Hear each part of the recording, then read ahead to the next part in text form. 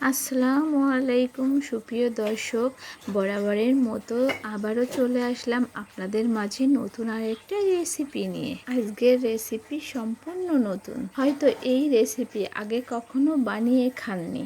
আজকে আপনাদের সঙ্গে শেয়ার করব কিভাবে গরুর মাংস বাটা মশলা ছাড়া রান্না করা যায়। আমি সবগুলো উপকরণ আগে থেকে রেডি করে রেখেছি। যেমন এখানে রেখেছি আস্ত রসুন, কাঁচামরিচ, পেঁয়াজ, এলাচ ফল, তেজপাতা, দারচিনি, টক দধি, লবঙ্গ, আলু। গরুর মাংস ছোট ছোট পিস করে রেখেছি। গরুর গোশত ছোট ছোট পিস করলে দ্রুত সিদ্ধ হয়, মশলাগুলো ভিতরে ঢোকে। আমি আজকে গরুর গোশতটা রান্না করব হাতে তৈরি সরিষার তেল দিয়ে। এখানে আমি আরো ব্যবহার করব 2 চামচ হলুদ আর 1 চামচ শুকনো মরিচের গুঁড়া। মাংস তো আপনারা অনেক ভাবে খেয়েছেন, এবার এভাবে খেয়ে দেখুন। তাহলে চলুন কিভাবে গরুর মাংস রেসিপিটা দেখে নেওয়া যায়। আমি প্রথমে 1 কাপ সরিষার তেল দিব। সরিষার তেল গরম হলে 5-6টা তেজপাতা দিয়ে দিব, আস্তা দারচিনি, আস্তা এলাচ ফল, আস্তা লবঙ্গ। ভালোভাবে নেড়ে চেড়ে নিব। আমি সবগুলো আস্তা রসুনের কোয়া দিয়ে দিব। পেঁয়াজগুলি আমি 2 খণ্ড খণ্ড করে রেখেছি, সেগুলো দিয়ে দিব। আস্তা কাঁচামরিচ দিয়ে দিব। সবগুলো উপকরণ দেওয়া হয়ে গেলে আমি একটু এগুলো ভালোভাবে নেড়ে চেড়ে নিব। এগুলোর কালারটা যখন হালকা বাদামি চলে আসবে, তখন আমি হলুদের গুঁড়া, মরিচের গুঁড়া দিয়ে দিব। যখন মশলার ভিতরে হলুদ মরিচের গুঁড়া দেওয়া হয় তখন কালারটা অনেক সুন্দর আসে। খাঁটি সরিষার তেল দিয়ে রান্না করলে সরিষার তেল যখন গরম হয়ে যায় তখন একটু ফেনা ফেনা ওঠে। এখন আমরা টক দইটা দিয়ে দিব। তারপর গরুর মাংসটা দিয়ে দিব। ভালোভাবে মাংস আর মশলাটা মিক্সড করে নিব। গরুর মাংস সাধারণত কেউ টক দই ব্যবহার করে না, কিন্তু এক্ষেত্রে আমি এই গরুর মাংসে 2 টেবিল চামচ টক দই ব্যবহার করেছি।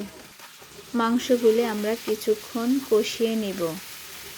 কিছুক্ষণ কষানোর পর মাংসের কালারটা দেখতে অনেক সুন্দর লাগে। আমি এই মাংসটা সম্পূর্ণ আলাদা নিয়মে রান্না করি।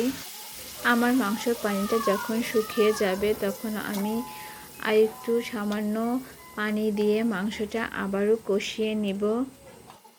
আপনারা গরুর মাংসটা যত বেশি কষাবেন মাংসটা মজা তত বেশি লাগবে।